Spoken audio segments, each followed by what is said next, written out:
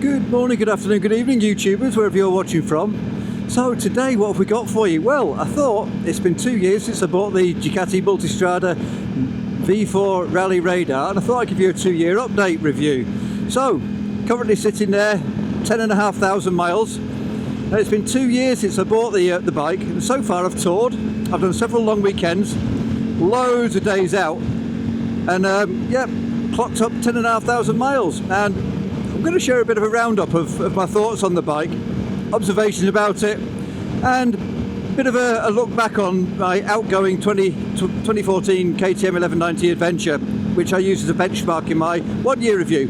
So, bit of a structure. I'm going to cover the good bits, I'm going to cover the not so good aspects of the bike, the upgrades I've made, and I'll conclude at the end with my honest overall opinions on the bike. So, for ease of reference, I've added a chapter markers so that you can skip to the bits you want to see, and then also I'll link to the aftermarket pieces down in the description below.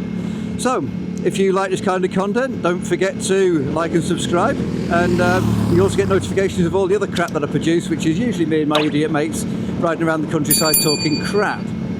So without further ado, let's get straight into the good things about the bike after 24 months of ownership. So the contra-rotating V4 engine is absolutely magnificent. It's an insane engine for this kind of bike. Power phenomenal, over 170 horsepower, partly because I've got the aftermarket full race exhaust on it, which is also mapped as well. So I don't know what that turns out, probably in the order of 180 odd horsepower, 125 newton meters of torque, which is absolutely fantastic. Just to sort of reflect back on the KTM though, that was generating 125 newton meters of torque in 2014, so I've basically upgraded with more horsepower. It just means the bike's an awful lot smoother, picks up quicker and that kind of thing. KTM used to rev a lot lower, and this revs a lot higher. This is a bit more sporty, the Multistrada, and you do have to drop it a cog or two to get it higher up the rev range, just for it to absolutely pick up super fast, just like you want when you give the throttle a good old twist. It switches between the 4 cylinders and 2 cylinders when you're stationary in traffic really smoothly.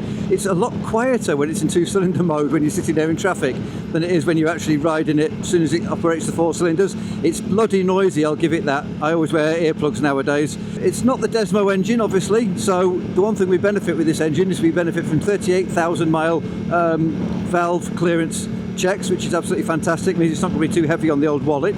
The exhaust, surprisingly quiet, all in all. When you give it a fistful, it's really bloody loud, and you'll hear it in the background of most of my videos.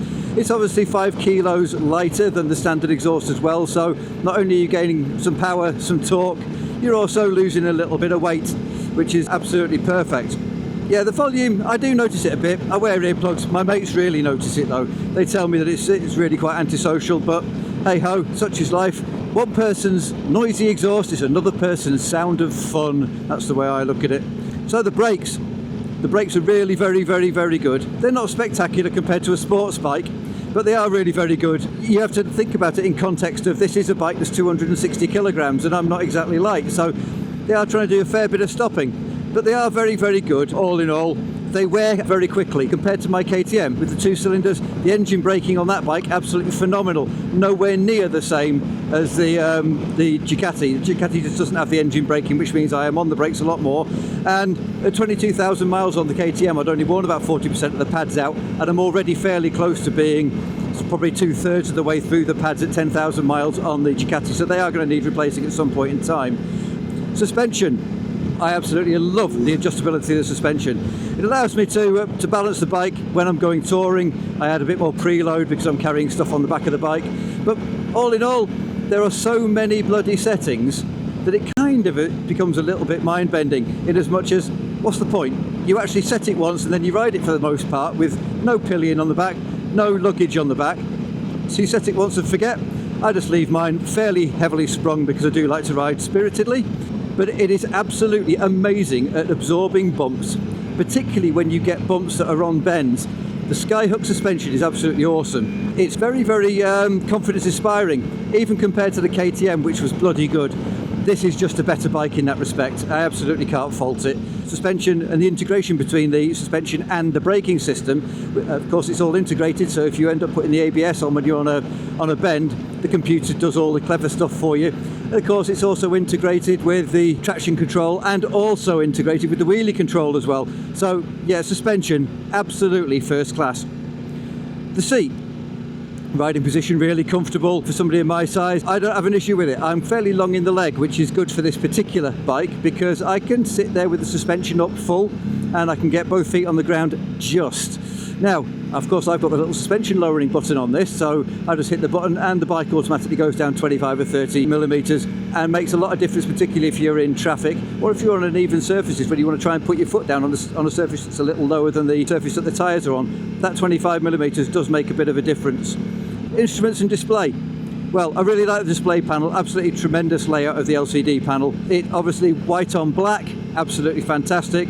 It means that it's not blaring at you at night time, and the white is plenty light enough to be seen. I pretty much ride during the day, so I've always got a darkened visor on. Screen, absolutely perfect. Most of the functionality which you gain from the left-hand switch cluster for going through the various menu systems, it's fairly intuitive, I have to say. It can be a bit of a faff when you're setting up things like suspension, engine braking, traction control, wheelie control, all that kind of thing.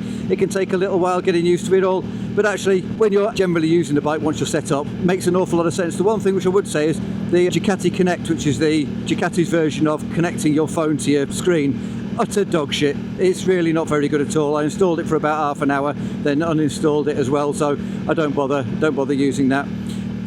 Radar, cruise and blind spot sensors, brilliant. For this type of bike, and I do tour on it, it's I wouldn't say it's a godsend, but I do actually use it, particularly on the motorways in the UK where traffic can concertina a bit. So I do tend to use the cruise control a bit, and then the radar takes care of the rest. If a car brakes in front, the bike brakes and keeps the distance in between. Absolutely brilliant. Can be a little bit funny when you get used to how the brakes feel without the cruise control on. The moment the cruise control's on, if you hit the brakes, the front brake lever is incredibly stiff, and you sit there and pull the brake on like you would normally do when the cruise isn't on, and it will absolutely throw the bike, throw you over the handlebars. So you do need to be a little bit aware of that. But the blind spot mirrors, great. Don't rely on it though. You've still got to do your shoulder checks and all that kind of stuff. Range. This is, I specifically chose this bike because it has the bigger fuel tank on it. Now when you fill it up, it tells you have about 330 to 350 miles range, and I've never achieved anywhere near that. The most I've got is about 270, 280. If you're on the motorway, the computer reports that you're turning out somewhere between 50 and 55 miles to the gallon.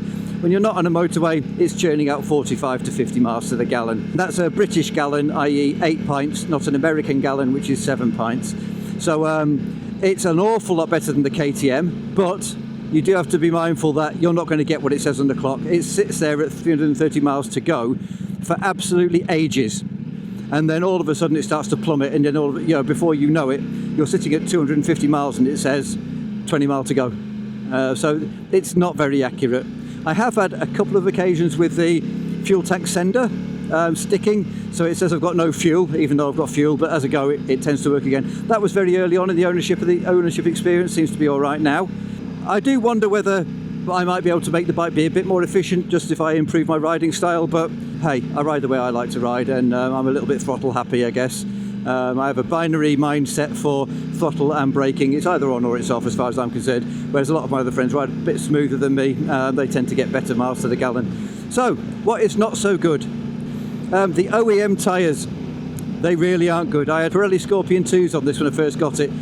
When I first got the bike, it actually felt okay. It was fairly well planted, but after 3,000 miles I started getting handlebar shake, and what I do know now is after 6,000 miles when I changed the tyres, it was down to the Scorpion 2s, and it's fairly well documented in the internet forums that other people have had this issue too. So I changed those tyres now, and I changed them to Metzler M9RR, which is really a road stroke track tyre. People who use it tend to be heavy road riding, and then they occasionally track days. And what a transformation they make to this Ducati. Now clearly, I'm a middle-aged guy, I'm never going to go and win any motorbiking medals, but this bike, I have to tell you, when you put some decent tyres on it, is incredibly good. Even though it's a heavyweight, it's absolutely amazing. So first thing I would do and recommend to anybody buying one of these Multistrada V4 Rallys would be take off those OEM tyres and put some Metzeler M9RRs on them. And I say that with the one caveat, that if you're like me, and that is because guess what, it's £25,000. I'm never taking it off-road. What a stupid suggestion that is. And I know the bike is supposed to be capable, but not in my hands, and I'm never going to take it off-road. This is a road bike and a comfortable, fast touring bike as far as I'm concerned. So putting a road-focused tyre, absolutely superb, and honestly I cannot recommend the Metzeler M9RR any more highly. It's a tremendous tyre. I have it on an MV Augusta Brutale as well. It's amazing on there, and it is truly superb on the Multistrada. So yeah, anybody's looking for a replacement tyre for the Multistrada, whichever variant of Multistrada it is, definitely go for that. You will not be disappointed, I can tell you. While I was looking for the Metzlers though, I did come across a couple of other tyres that I was very interested in. I was interested in the Roadtec 02 tyre from Metzeler. You can't get it on the front in a ZR rated tyre because it's a 19-inch. And you also can't get the Angel GT, Pirelli Angel GT, which is very often swapped over by the dealers. Can't get that in a 19-inch ZR rated tyre either. So I ended up with the Metzeler M9RR and couldn't be happier. So, weight. Next thing. Yeah, the weight of the bike. It's heavy. I can tell the difference between this bike and my KTM. There's 40 kilos difference, and bloody hell, don't you notice that when you're wheeling it in and out of the garage. There's quite a bit of difference between the KTM 1190 and its successor, but it's really heavy on the Rally, partly because it's a little bit higher up, and partly because it has a 30 litre tank rather than a 22 litre tank, so clearly it's carrying another 8 kilos on there as well. So yeah, it is a heavy bike. You don't notice it at all when you're riding, I have to say, not at all, but you really notice it when you are wheeling it. You don't notice it particularly in traffic, as long as you can tiptoe onto the ground and stuff like that. But the weight could be, for some people, a bit of an issue if you do a lot of wheeling and moving it around. And you do start to realise that when you're going to park the bike up on the side of the road, you start looking for the camber, and you start looking for whether you're on a hill or not, to make sure that you actually get the bike in the best orientation, so you're not having to push it backwards and that kind of thing, because you really feel it. I'm 54 years old, fairly reasonably well built guy, average. I don't find it like, this doesn't put me out of breath, but it's heavy, and if you were probably a little less well built, you actually might find that quite difficult. So yeah, bear that in mind. The next thing that is bad, the standard handlebars are not for me. I have no issue with them being wide. They are clearly wide because people take these bikes off-road. But like I said earlier, I am 99.9% of average Multistrada rider. I am a very average individual on the bike, and when you consider that I'm never going to take the bike off-road, as per 99% of all the other people who've got Multistrada, you're not going to take it off-road. You don't need the super wide handlebars, but also it hinders your filtering and all that kind of stuff. So I took my handlebars off. I got some LSL handlebars, link in description below. They are basically sports bike handlebars. They're 4 inches narrower, so 2 inches each side narrower. It stops me having backache because I was starting to get a lot of middle shoulder ache. And the LSL handlebars, if I'd have known when I bought it what I know now, I'd have changed the handlebars the day I bought the bike, just like I'd have changed the tyres. They'd be the first 2 things I would change straight away.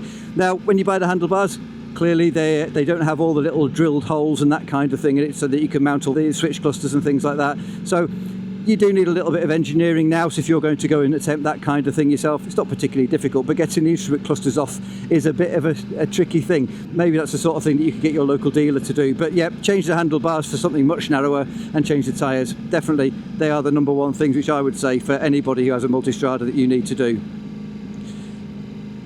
The next thing, which is not particularly good, depreciation. I said it's a 25 grand bike. There are always discounts to be had on these kinds of things. I think I paid about 23,000 or something like that 2 years ago. It's a lot of money. It's an awful lot of money. When you consider what you get for the money, you are getting top of the range, absolutely everything. You're getting great build quality. But is it £18,000 better than the KTM 1190 Adventure? And absolutely it isn't that good. It's a bloody good bike, and if you want premium bike, you want a new bike, all that kind of stuff, well sure, go for it. That's your prerogative. But it's all I'm saying is that I sold my KTM 1190 for 5 grand, and what a bike that is. It's a tremendous machine for £5,000, and actually in terms of value for money I would rate it more highly than the Ducati. with everything else that I've said. Obviously everything on the Ducati is slightly better than the KTM, just not 18 grand. If you know, and if money is the thing that is important to you, then it's absolutely a good thing to do. Go and hunt around. There are people who maintain their own bikes like I do, and they've got bikes in tremendous condition at a fraction of prices that they were when they were new, and you're still getting tremendous value for money. So, upgrades.